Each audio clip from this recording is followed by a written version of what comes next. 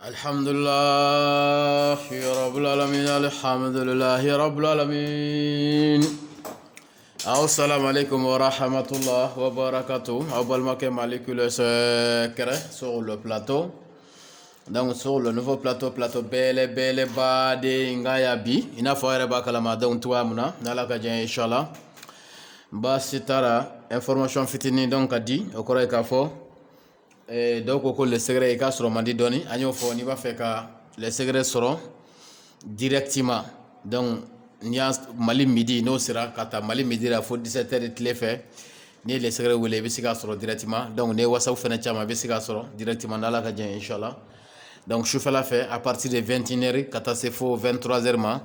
donc les secrets be sur whatsapp ko be sur donc appel direct dans la ka dien inchallah.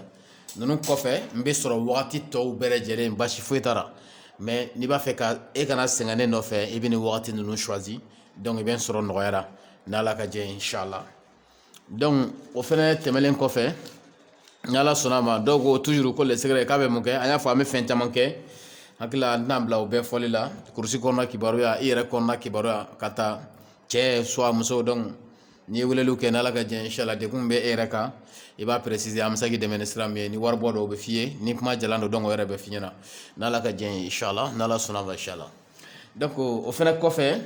donc quand même barake tuwa mena donc ambe barake ni secret o ko nga fembe tous ces secrets donc ni bi sani ke ambolo ni be bonko ambe livraison ke e be sey ka minen soro secret ra ka soro moshiti kalama donc hal livrer le meta minen di ema mumbi ga minen kono atado ne de ba do mumba kono donc na série mania dele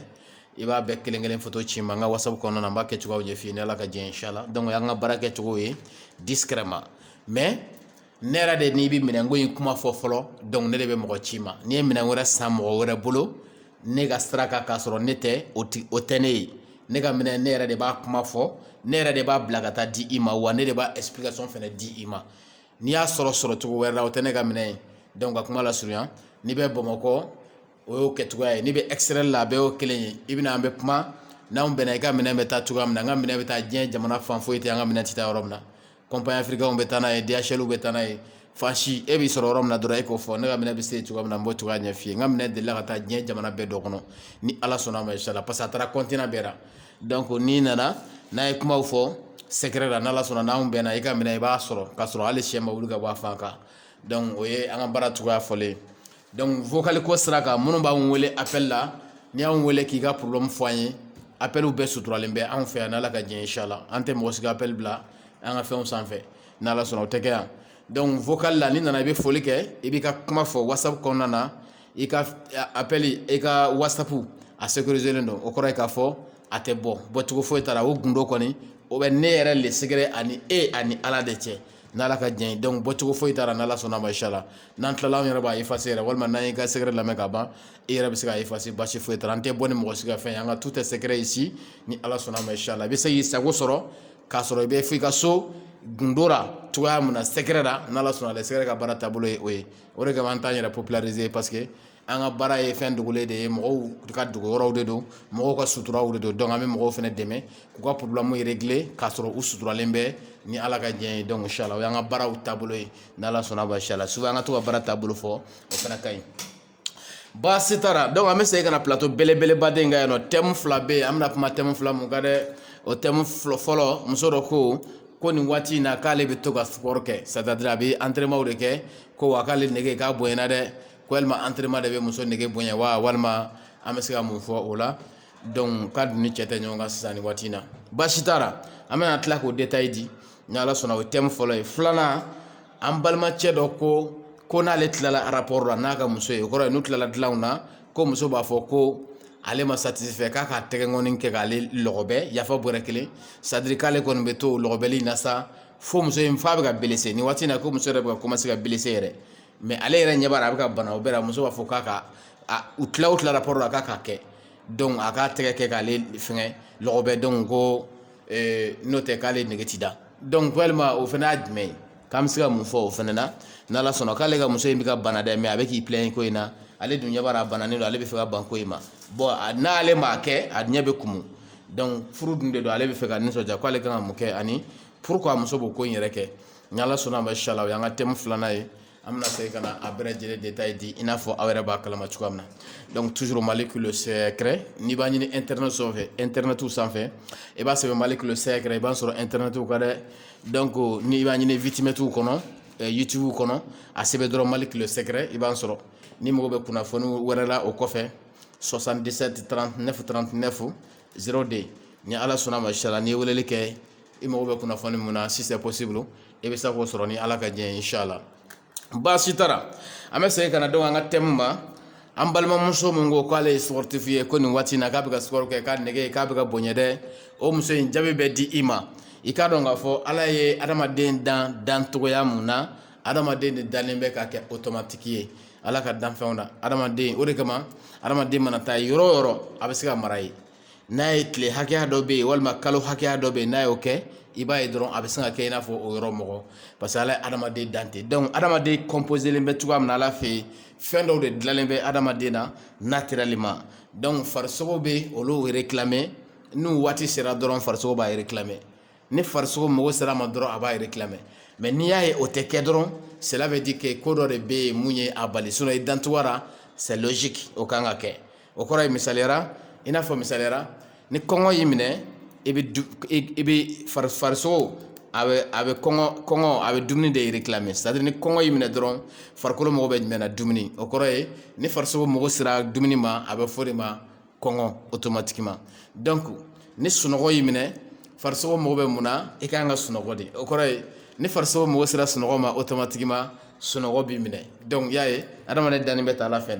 ni jimino yimine o kore ka fo ni farso mo sira jima abe fodema jimino ko nala ka je ya famia donc abo chokele na ni suguna yimine o kore ni farso be fe suguna ka boalila donc directement suguna bi mine o kore de ka fo ko suguna yimine automatiquement donc alni banako take yimine bokede ko do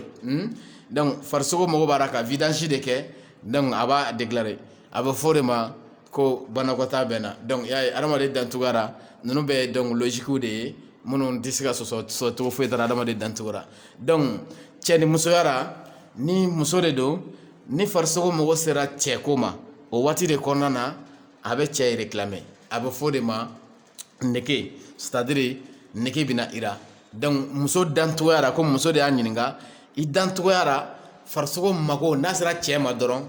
tchenege bi mina donc abe fodema ko tcheko tchenege bira donc oye farso ba réclamer ina fa be dumni réclamer donc tuga muna donc nama soro o be sigana do ko wara ko nona donc sisa ni tchenege bi muso mine sport sen fait ka soro tchenege ti deliga imine donc cela veut dire que e ko muso e mu i farkolo mo ko be kenaya do dira anyo de fo farkolo kanga nunum be keni ayere ka soro fra yere mata quoi na soro idantugara ni ka kena fo itilala idantugum donc ni beti na fon fe wati sera dron farkolo be réclamation kara quoi c'est-à-dire aba déclarer i haklila aba déclarer inina aba déclarer i farsogora donc ko ka fo ni chenege muso mene donc yakili be commencer kaye ni chenege mine inni be commencer ka dekun ni chenege mine wa i farsogo inyefala no lu be commencer ka fo kube réagi donc ibulo ko yakili e ko info inni e ko info wa farsugo fene donc ya déclarer donc ni ay o te kira fieu hein faut énaler de sport qu'on a asoroka kira cela veut dire que e ka santé kunte normal c'est-à-dire ka kena kunsigilente normal la quoi donc e commencera ka sport fu mun kesisa donc e farsugo commencera ka récupérer farsugo commencera ka retrouver farsugo commencera ka kena soro ina fo e farsugo kanga ke chumna donc ala fi no kala doron farsugo mo be fengo fena no wati sera aba réclamer ni kongo bi mine sunogo bi mine jiminogo bi mine sugunata bi mine wache go fena bi mine parce que farkolo parce que kenera kibla donc net wala fare mo be muna avec réclamation ke wala ça c'est logique ça c'est normal aussi donc ni ya kunte kira cela veut dire que ega kenaya kunte normal la ore kama akunte ka kira kasoba ke ka kenaya kunte donc normal la donc ore kama nyafo farsugo yere dantugura ala fait c'est automatique ni ne fɛn wati sera fari kan ka réclamer ni ay attaque cela veut dire que imangene ni ay attaque cela veut dire que ko ka ci bolo ni ay attaque cela veut dire que c'est stress ube ni ay attaque jatike ko do re nana ni ay attaque ite inyim boloka ni ay attaque préoccupation dɔ de bɛ yen mun bɛ hakili la nin na mun bɛ farisogo yɛrɛ la mun bɛ balili kɛ nin kow dɔ la kelen na o de kama hali ni sugunɛkɛ y'i minɛ ni balala ko dɔ balala ka kɛ sugunɛ bɛ taa ka bɔ i ma i m'a ye a b'o cogo kan hali ni bokɛ y'i minɛ ni ko dɔ balala ka balala ko dɔ balala ka kɛ o bɛ taa ka bɔ i ma donc a b'o cogo kelen kan hali ni muso nege b'i la i bɛ fɛ ka se muso ma waati min na e ni nege wulilenba ko mankanba dɔ sina ka bala ka bɔ ten mɔgɔw commencera ka kule o i b'a ye nege bɛ sin ka taa ka bɔ i ma cɛya yɛrɛ b'i da quoi donc adamaden dancogoya la ni kɛnɛya dafalen b'i la i dancogoya la ne bɔra ka fɛn o fɛn fɔ sisan farikolo b'a bɛɛ lajɛlen réclamer a waati mana se n'a waati sera dɔrɔn a bɛ réclamation di donc i ma i k'a faamuya i kana faamuya a kɔni bɛ réclamation di ma wa a bɛ faamuya fɛnɛ diyagoya donc ma chérie ka kuma lasurunya an b'a f'i ye i ka kɛnɛya kun tɛ normal la nin waati in na i commencera ka sport mun kɛ i farikolo commencera ka kɛnɛya i n'a fɔ i yɛrɛ kan ka kɛ donc cogoya mun na o la tɔw a kun bɛ ka tɔw réclamer donc i ka kɛnɛyabaliya in de y'a to nege fɛnɛ kun tɛ ka na donc comme ale fɛnɛ kɛnɛya fɛnɛ nana o la farikolo commencera donc ka réclamation kɛ cɛko la i nin na i hakili la wa i ɲɛfɛ fɛnɛ ani farisogo yɛrɛ fɛnɛ na donc an b'a f'i ye n ka kɔrɔ de nin ye bana tɛ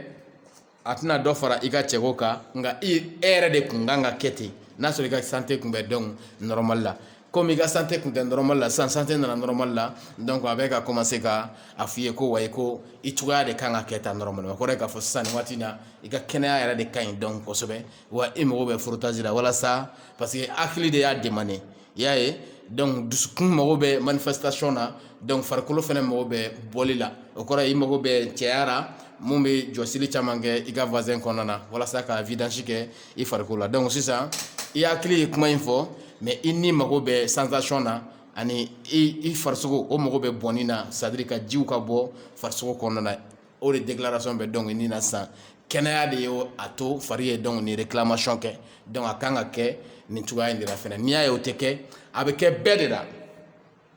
n'i y'a tɛ kɛ fiyewu mɔgɔ mun na ko dɔ de bɛ i ta in bali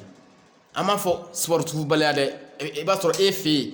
préoccupation dɔ de bɛ yen mun ye empêchement kɛ walasa ka e ta in kana se ka kɛ sinon logique la a kan ka kɛ bɛɛ la adamaden dancogo la parce que adamaden danbɛ ni a dalen bɛ comme automatique de o de kama an ye kuma daminɛ ni mun ye an b'a laban ni ye o de kama adamaden bɛ se ka ɲɛnamaya diɲɛ yɔrɔ bɛɛ la n'a mɛnna dɔrɔn a b'a adopter automatiquement a bɛ kɛ i n'a fɔ o yɔrɔ mɔgɔ n'Ala ka diɲɛ inchallah donc o de ye question fɔlɔ ye je crois que mun jaabi ye nin ye ma chérie i y'a faamuya continue k'i ka sportiw kɛ wa i ka hɛrɛ b'o de da nin kɔrɔ ye k'a fɔ i ka kɛnɛya fɛnɛ bɛ ka sabati ni Ala sɔnna ma inchallah donc question filanan an balimacɛ mun ko n'ale ye rapport kɛ n'a muso ye k'a ban n'a tilala ko muso b'a fɔ k'a ka continue ka lɔgɔbɛliw kɛ ko ale bɛ k'o kɛ yafa bɔrɛ kelen ko fɔ muso yɛrɛ ɲɛfɛla commencera ka bana mais o bɛɛ la a bɛ ka réclamer ko ale ka continue k'a kɛ donc ale dun ɲɛ b'a la vraiment a bananen don a hinɛ bɛ ka don ale yɛrɛ la mais a bɛ ka continue ko a bɛ ka réclamer bon finalement f'a bɛ ɲini ka kɛ kɛlɛ ye donc ko muso b'o kɛ kun jumɛn na ani ale bɛ se ka mun de kɛ pour que ka se ka nin ko in wuli ka bɔ yen ko an bɛ se ka dɛmɛ ni mun ye o la bon baasi t'a la ala k'an bɛn sababa ma an ye précision di nin kan ka tɛmɛ mais an bɛ segin ka na jaabi d'i ma parce que différence dɔɔni bɛ sɔrɔ e ta ni denw tɔw cɛ o kɔrɔ ye k'a fɔ n'i ye musow ta k'u lajɛ yafa bɔrɛ caman kuma ninnu nin yɔrɔ ninnu kumaw ka girin dɔɔni mais mɔgɔ bɛ yafa ma an bɛna détail di pour que a ka faamuya parce que denmisɛnninw bɛ furu kɔnɔna na o tɛ fɛn dɔn na donc il faut que détail dɔw ka di pour que a bɛ se ka faamuya cogoya min na n'Ala ka diɲɛ n'i ye musow ta k'a lajɛ musow bɛ diya sɔrɔ cɛ la diya sɔrɔ cogo naani de la qui sont différents minnu tɛ kelen ye ɲɛfɛla yɛrɛ kɔnɔna voisin kɔnɔna de ko don musow bɛ diya ta yɔrɔ mun na yɔrɔ naani de don minnu tɛ kelen ye musow ka diya ta cogoya la donc an b'o de fɔ fɔlɔ ka sɔrɔ k'e ta in kɛ k'a laban i kan ka solution fɛnɛ k'o d'i ma ni Ala ka diɲɛ inchallah d'abord musow dɔw bɛ yen n'i bɛ ka rapport kɛ n'ale ye ale bɛ diya sɔrɔ a ka ɲɛfɛla dawolo dɔrɔn de kan o kɔrɔ ye k'a fɔ n'i bɛ ka rapport kɛ n'a ye i ka sexe ta ni ka segintɔ cɛya kunkolo yɔrɔ mun tigɛlen bɛ fara mun kɛmɛ k'o lamini o bɛ ɲɛfɛla dawolo foroteli mun kɛ donc ka taa ka segin ale ka damu bɛɛ bɛ sɔrɔ a ka ɲɛfɛla dawolo de kan a n'a ka clitoris ninnu kɔnɔna na ɲɛfɛla sanfɛ partie ninnu donc cɛya kunkolo tatɔla i bɛ frottage mun di o ma ka taa donc a n'a segintɔ ale bɛ damuba de sɔrɔ a ka ɲɛfɛla dawolo dɔrɔn de kan donc olu musow très généralement ka caya i b'a sɔrɔ ni bɛ rapport kɛ n'olu ye olu mago bɛ cɛ ka rapport kɛcogoya fila de la rapport kɛcogo fɔlɔ ni b'a rapport la frottage ra i ka to k'i retirer pewu sexe bɛɛ ka bɔ a dontɔ la cɛ y'a kunkolo dawolo bɛ ale fɛnɛ ka dawolo in de frotter o b'a to a bɛ damuba sɔrɔ cɛ mun b'o kɛ ka caya donc ale ka muso b'o réclamer rapport o cɛ in ka rapport ni rapport kɛcogo fɔlɔ ni y'o rapport kɛcogo fɔlɔ de a bɛ damu sɔrɔ cogoya min na donc filanan cɛ mun bɛ yen ni a ka cɛya foroko ninnu ka bon c'est-à-dire a ka cɛya foroko ninnu ka bon donc n'a bɛ frottage ra olu bɛna gosili mun kɛ a ka ɲɛfɛla dawolo ninnu ni ɲɛfɛla yɛrɛ sanfɛla kan donc i b'a ye ale bɛ damuba de sɔrɔ o gosili kan ale ka rapport kɛcogo ra donc walima hali n'a sɔrɔ i ka cɛya foroko man bon kojugu mais n'i b'a rapport kɛ i b'a ka ɲɛfɛla dawolo i bɛna mankan mun k'a ka ɲɛfɛla dawolo kan i n'a fɔ tan i n'a fɔ a ye i m'a ye donc o mankan i ka to k'o mankan in kɛ i n'a cɛ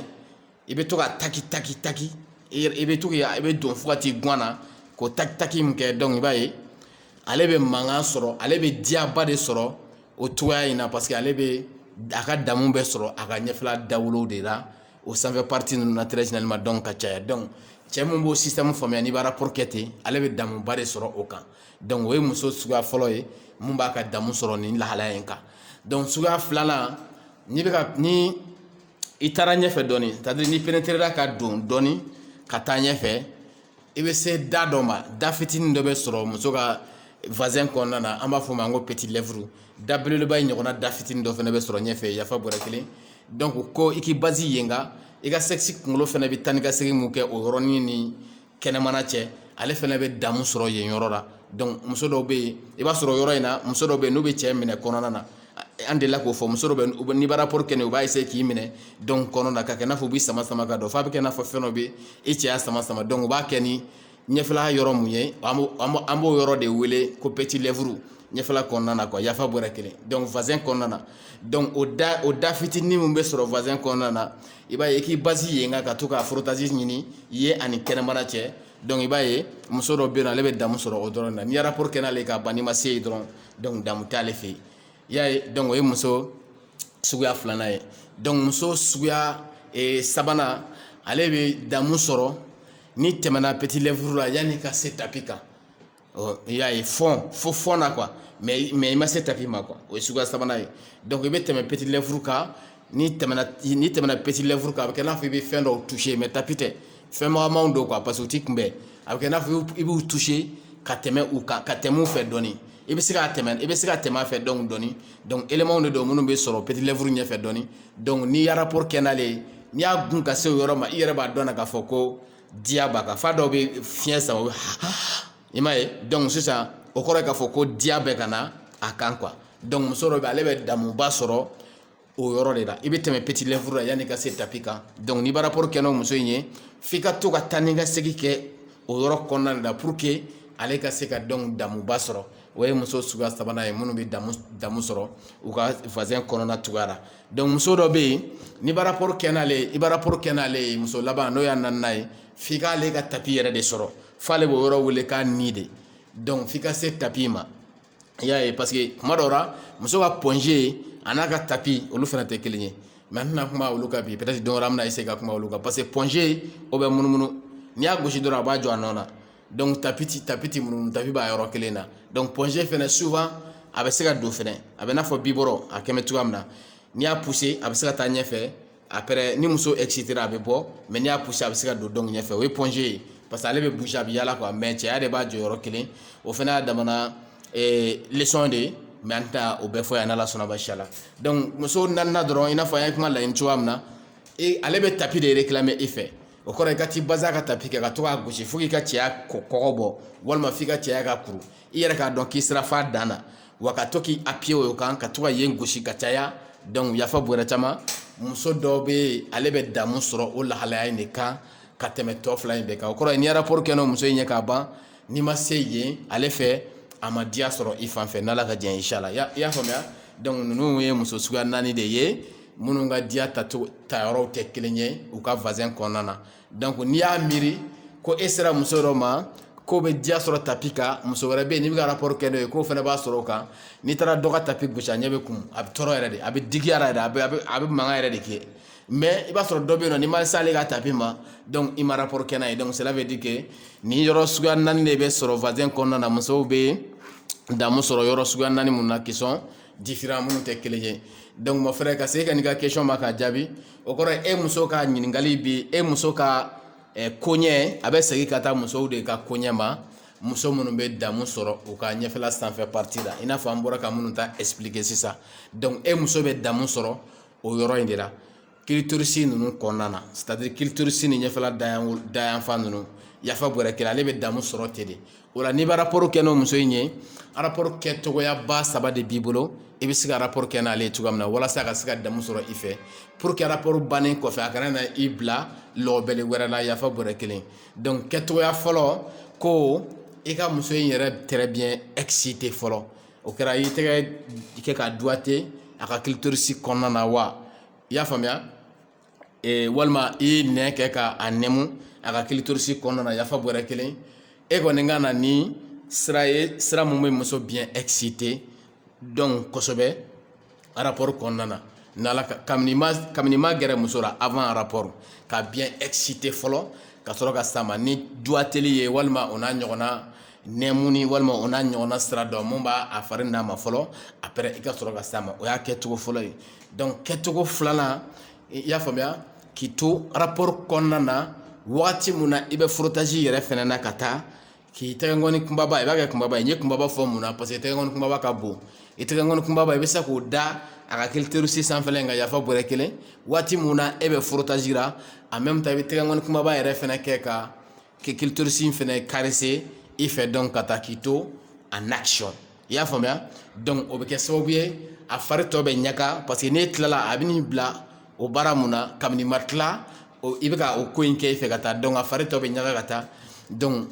k'i to frottage la a ka ca ala fɛ e bɛ taa bɔn yɔrɔ min na yafa bɔrɛ kelen ale fana bɛ sin ka bɔn ka bɛn i ma donc ni tilala a t'i bila baara la bilen parce que a b'a kɛ kun min na i b'a sɔrɔ a ma bɔn de parce que a ni kɛ bɛ ka nege ta kojugu donc a b'a fɔ k'i ka nin kɛ de pour que a ka ji ka se ka n'a ma parce que ni ji mana ma ji dulonnen n'a mana a bɛ degunba de se muso hakili n'a ni ma i n'a fɔ ni e yɛrɛ kan ka bɔn yafa bɔrɛ kelen ni muso y'a cɛ ka bɔ i kɔrɔ walima ko dɔ nana don a kɔrɔ i ma bɔn degun min bɛ kɛ i kan o b'o ɲɔgɔnna de fɛnɛ kɛ muso yɛrɛ fɛnɛ kan donc a bɛ k'o de éviter o de kama rapport kɔfɛ a bɛ bila nin na donc sisan n'i ye nin manière in kɛ e bɛ taa bɔn yɔrɔ min na ale fana bɛ sin ka bɔn i nɔfɛ ten donc rapport kɔfɛ a t'i bila ni ɲɔgɔnna ko in na donc bilen o ye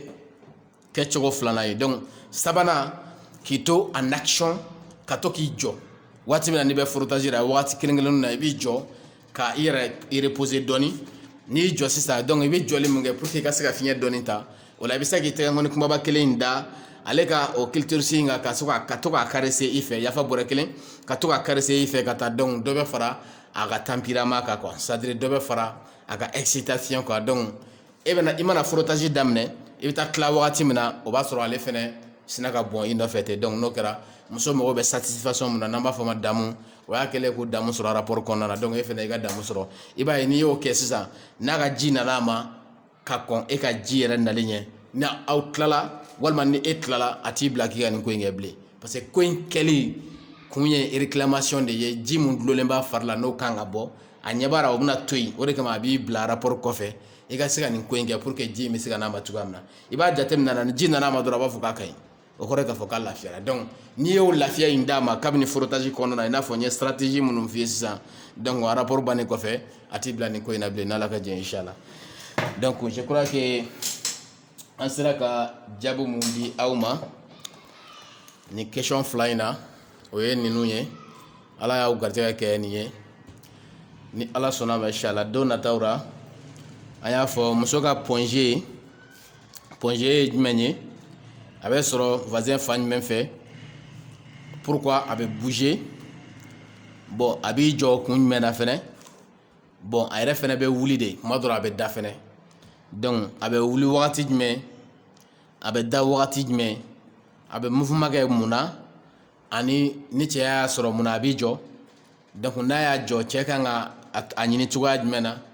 donc ni Ala sɔnna ma inchallah a yɛrɛ ye mun ye a n'a détail voisin kɔnɔna de ko don n'an seginna ka na nin kɔfɛ n'Ala sɔnna an bɛna a fara thème kan walasa ka se ka cɛw informer pour que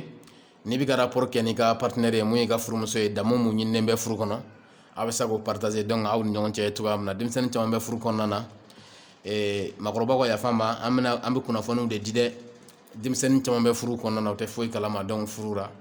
donc filɛ ni galama mana ci ɲɔgɔn na dɔrɔn a bɛ kɛ mankan ye fo sotaw bɛ bɔ a la k'a sababuya kɛ faamuyalibaliya de donc n'ala sɔnna ma o kurusi kɔnɔna kibaruya an bɛna caman détail ba de di a n'a tafe kɔnɔna kibaruya n'ala sɔnna ma inchallah n'ala man dɛsɛ inchallah n'ala y'an dɛmɛ an bɛna walawalali caman kɛ mɔgɔw ye u ka furu kɔnɔna na inchallah n'ala sɔnna ma inchallah donc toujours Malik le secret n'i b'a ɲini internet sɔrɔ i b'a sɔrɔ Malik le secret i b'a sɔrɔ internet kan dɛ kɛrɛnkɛrɛnnenya la n'i y'a ɲini YouTube kan i b'an sɔrɔ n'i y'a ɲini Vitimètre kɔnɔna na donc i b'an sɔrɔ groupe fɛnɛ b'an bolo an ka groupe ni yɛlɛla ka leçon minnu bɛ da ka leçon professionnel de don donc ni cɛ kɔni ni yɛlɛla ka cɛnimusoya fanfɛla madara n'i b'o ɲininkali kɛ maa na bilen ni ala sɔnna fo n'i ye dɔ fara dɔ kan dɛ donc muso fɛnɛ ni e yɛlɛla ka i cɛ n'a f'i ma ko tanti o tɛ wuli donc fɛn caman bɛ an bɛ se ka minnu régler cɛ fanfɛ ani muso fanfɛla la degun caman bɛ musow kan jikow ni fɛn caman donc i man di o n'a ɲɔgɔnnaw an wele ni ala ka diɲɛ inchallah an n'i kɛ dibara ye ka d'i ma inchallah assalamu alaikum wa rahmatullah